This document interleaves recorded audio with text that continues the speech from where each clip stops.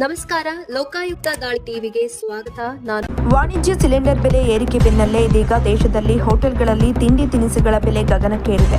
ಬೆಂಗಳೂರಿನಲ್ಲಿ ಈಗಾಗಲೇ ಹೊಸ ದರ ಜಾರಿಗೆ ಬಂದಿದೆ. ಬೆಂಗಳೂರಿನ ಹಲವು ಹೋಟೆಲ್ಗಳಲ್ಲಿ ಟೀ, ಕಾಫಿ, ತಿಂಡಿಗಳ ಬೆಲೆ ಏರಿಕೆಯಾಗಿದೆ.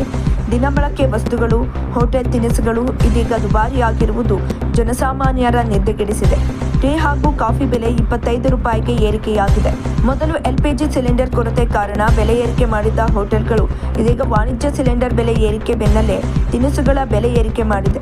ಟೀ ಹಾಗೂ ಕಾಫಿ ದರದಲ್ಲಿ 5 ರೂಪಾಯಿ ಏರಿಕೆ ಮಾಡಲಾಗಿದೆ. ತಿಂಡಿಯ ದರದಲ್ಲಿ 5 ರೂಪಾಯಿ ಏರಿಕೆ ಮಾಡಲಾಗಿದೆ. ಬೆಂಗಳೂರಿನ ಅಶೋಕ ಪಿಲ್ಲರ್ ಬಳಿಯ ಶಿವಳ್ಳಿ ಹೋಟೆಲ್ನಲ್ಲಿ ಪರಿಷ್ಕೃತ ದರ ಜಾರಿಗೆ ಬಂದಿದೆ. ಬೆಂಗಳೂರಿನ ಹಲವು ಹೋಟೆಲ್ಗಳಲ್ಲಿ ಹೊಸ ದರ ಪಟ್ಟಿ ಜಾರಿಗೆ ಬಂದಿದೆ. ಸಿಲಿಂಡರ್ ಕೊರತೆ ಸಂದರ್ಭದಲ್ಲೇ ಟೀ ಹಾಗೂ ಕಾಫಿ ಬೆಲೆ 20 ರೂಪಾಯಿಗೆ ಏರಿಕೆಯಾಗಿತ್ತು. ಇದೀಗ ಮತ್ತೆ 5 ರೂಪಾಯಿ ಹೆಚ್ಚಳ ಆಗಿದೆ. ಇದರಿಂದ ಬೆಂಗಳೂರಿನಲ್ಲಿ ನಾರ್ಮಲ್ ಕಾಫಿ ಹಾಗೂ ಟೀ ಬೆಲೆ 25 ರೂಪಾಯಿಗೆ ಏರಿಕೆಯಾಗಿದೆ. ಸಿಂಗಲ್ ಇಡ್ಲಿ ಬೆಲೆ 30 ರೂಪಾಯಿಯಿಂದ ಇದೀಗ 35 ರೂಪಾಯಿಗೆ ಏರಿಕೆಯಾಗಿದೆ. ಬೆಲೆ ಏರಿಕೆ ಮಾಡಬೇಕಾದ ಅನಿವಾರ್ಯತೆ ಎದುರಾಗಿದೆ.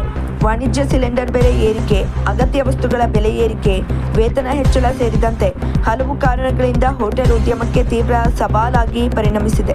ಹೀಗಾಗಿ ಬೆಲೆ ಏರಿಕೆ ಅನಿವಾರ್ಯ ಆಗಿದೆ ಅಂತ ಹೋಟೆಲ್ ಮಾಲೀಕ ಗಿರೀಶ್ ತಿಳಿಸಿದ್ದಾರೆ.